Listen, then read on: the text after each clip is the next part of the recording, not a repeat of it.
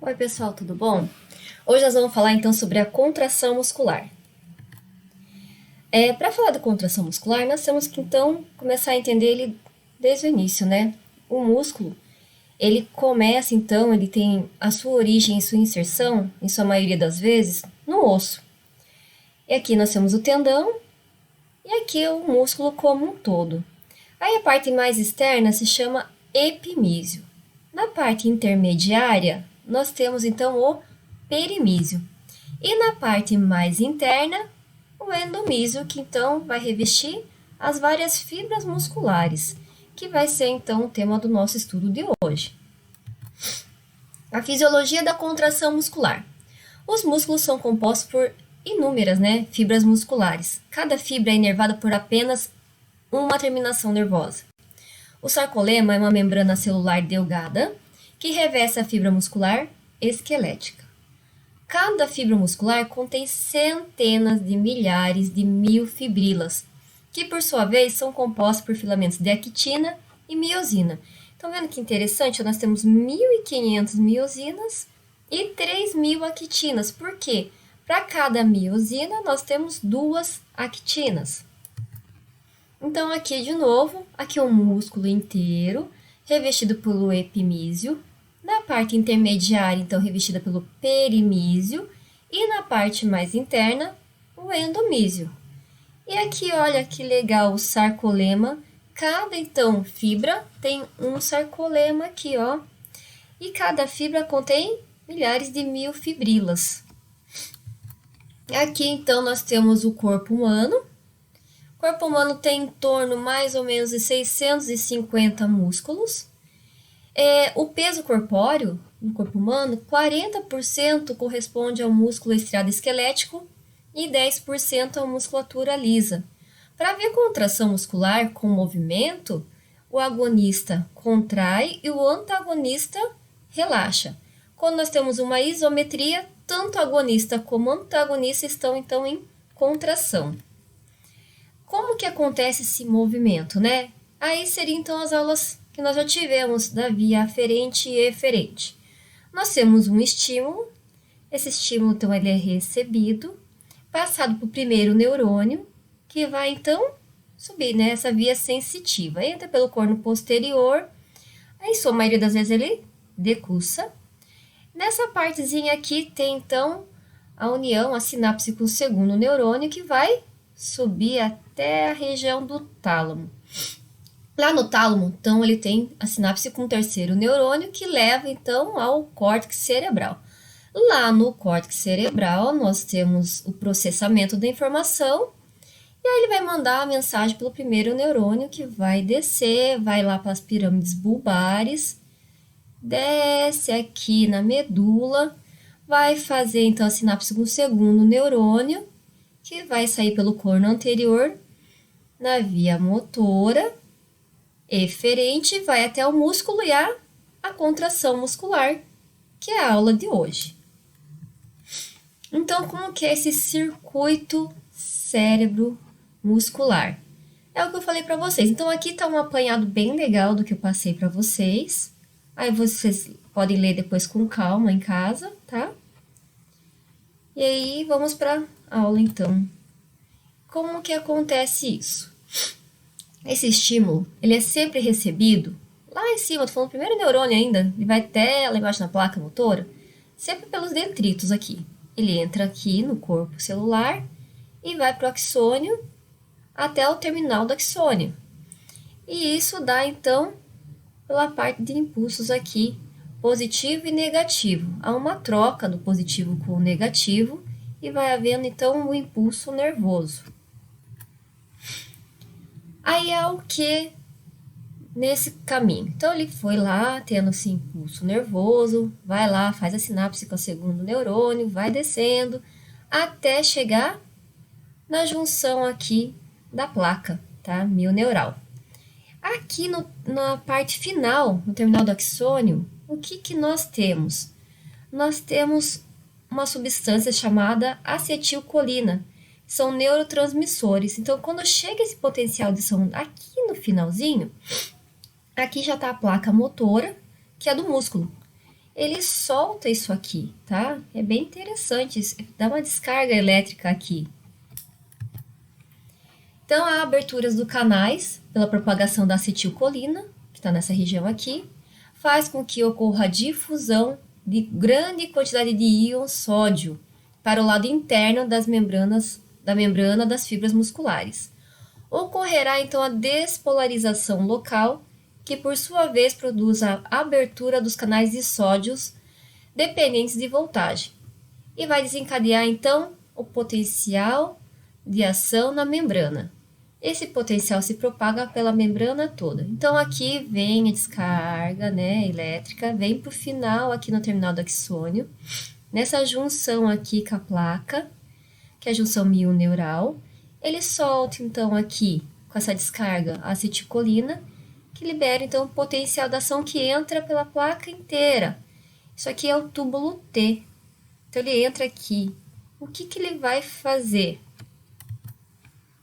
Ele despolariza a membrana muscular e grande parte da eletricidade positiva, pelo sódio, flui pelo centro da fibra muscular. O retículo sarcoplasmático libera íons cálcio que está em seu interior, no terminal da cisterna. Deixa eu só tirar aqui meu internet. E aí, o que acontece aqui? Então, aqui em cima despolarizado.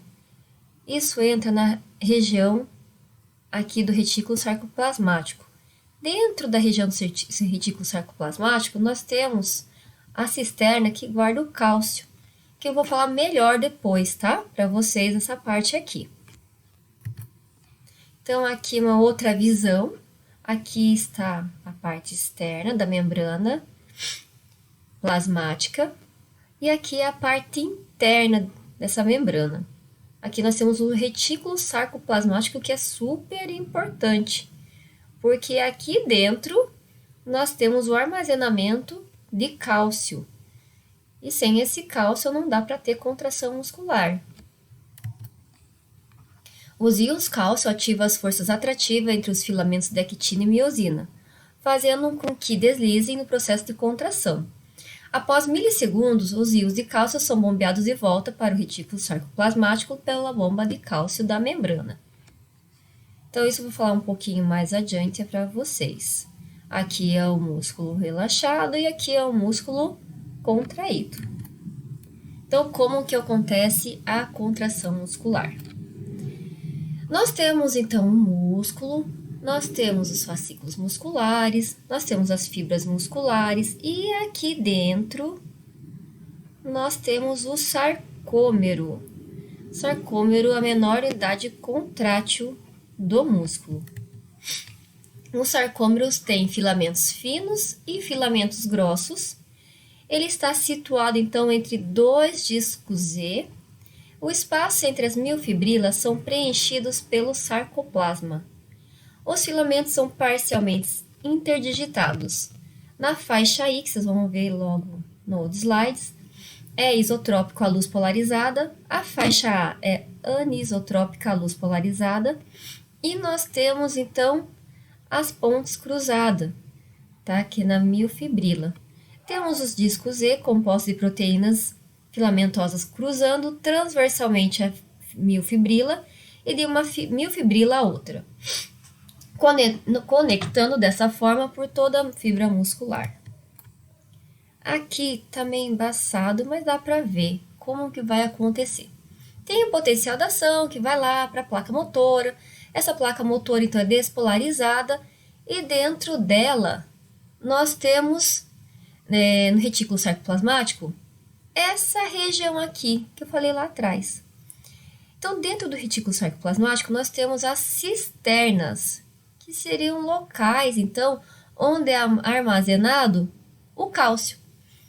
E com a despolarização, esse cálcio que está aqui, guardadinho, ele sai para dentro aqui da fibra muscular.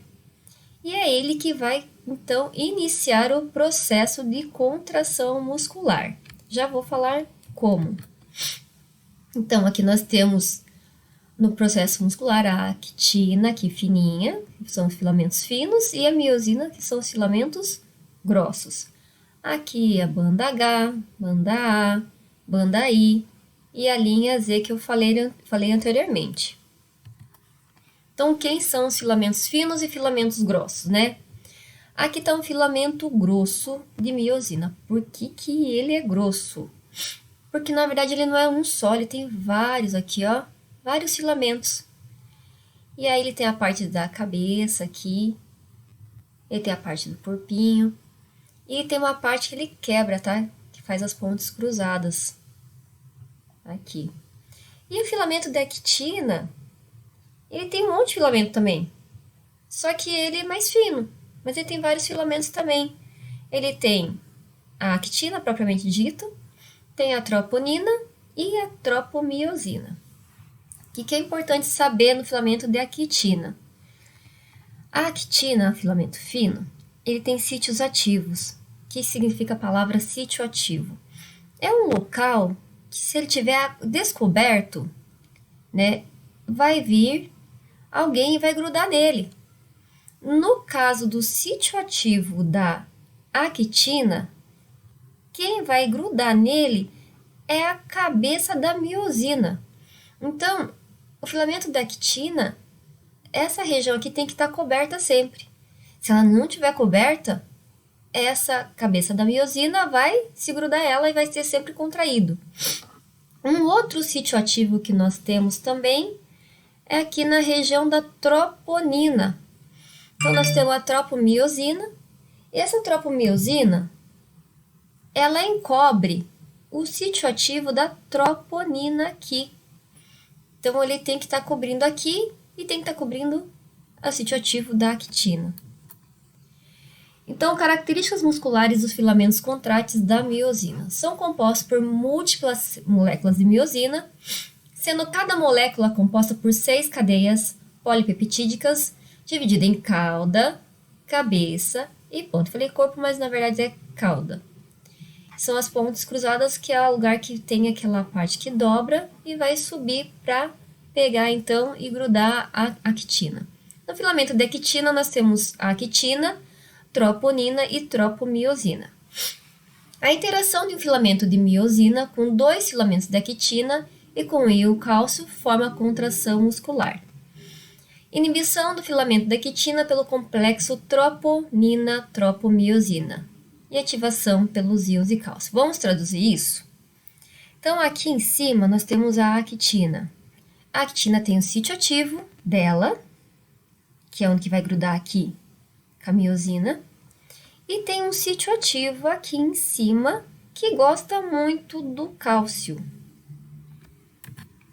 que acontece? Aqui nós temos, então, a actina. Aqui nós temos a troponina. E aqui a tropomiosina. Quando entra o cálcio vai vir e grudar aqui na troponina, porque na troponina tem um sítio ativo para o cálcio. Então, o cálcio saiu da cisterna, porque foi despolarizado lá a placa e a cisterna do retículo plasmático abriu, ele vai vir aqui. Ele vindo aqui, o que acontece? Ele puxa, ele traciona aqui a tropomiosina, que é esse fio aqui roxo, e ele descobre a actina aqui dentro. Então, ele descobrindo a região do sítio ativo, aqui na cabeça da miosina, ele vai quebrar ATP em ADP, e vai fazer a ponte cruzada e vai grudar aqui na actina. Então, primeiro o que acontece? Vamos lá, voltando. Tem lá o córtex cerebral, mandou a mensagem para ter a contração muscular. Ele vai descendo essa mensagem, entrou aqui na parte do terminal do axônio, despolarizou a placa, porque ele soltou a acetilcolina. Essa despolarização vai entrar por todo o retículo sarcoplasmático, que está aqui na parte interna. Esse retículo sarcoplasmático, na parte interna dele tem o quê? Tem a cisterna. Essa cisterna contém cálcio. Esse cálcio, ele é liberado para a parte interna aqui dos sarcômeros. E aí, quando ele entra aqui, Esse cálcio ele é louco pela troponina. Ele se gruda aqui na troponina. A troponina, por sua vez, mexe e traciona a tropomiosina. A tropomiosina, qual que era a função dela?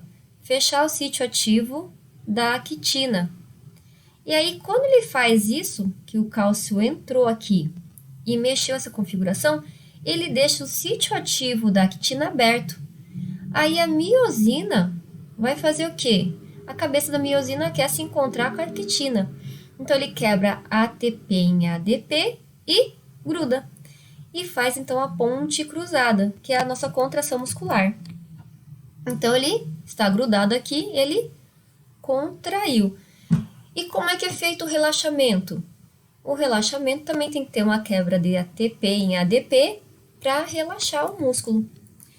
Então, quando há quebra, o músculo relaxa e volta ao seu normal. Quando uma pessoa está normal, como a gente, né? E ele vai contrair, então ele vai quebrar um ATP em ADP e contrai. Ele vai relaxar, vai quebrar um outro ATP em ADP e vai relaxar. E se a pessoa morre? Ela não tem mais ATP, então por isso que tem aquela rigidez cadavérica que fica, né? E não volta mais, porque ele não tem o relaxamento. Então aqui está a nossa contração muscular, ela vem do córtex cerebral, né? Desce aqui pela via eferente, vai até o terminal do axônio, solta uma acetilcolina, que despolariza a placa motora. A placa motora, então, ela anda por toda a região aqui, entra pelos túbulos transversos, vai para a região do retículo sarcoplasmático. No retículo sarcoplasmático, nós temos uma cisterna do cálcio. Esse cálcio, então, ele é liberado aqui. Liberou o cálcio, ele vai se juntar à troponina, que vai se mexer e vai liberar, então, essa tropomiosina que está grudada a ele, vai mexer junto, vai liberar o sítio ativo da actina, aí a cabeça da miosina vai quebrar um ATP em ADP e vai grudar nesse sítio ativo, havendo a contração muscular. Quando houver a quebra de novo, de ATP em ADP, há um relaxamento muscular. Eu vou postar junto também outros, se eu conseguir, 2 vídeos que eu achei também no YouTube muito bom, bem simples, para vocês entenderem melhor como que forma então essa contração muscular. Tá bom, pessoal? Obrigada!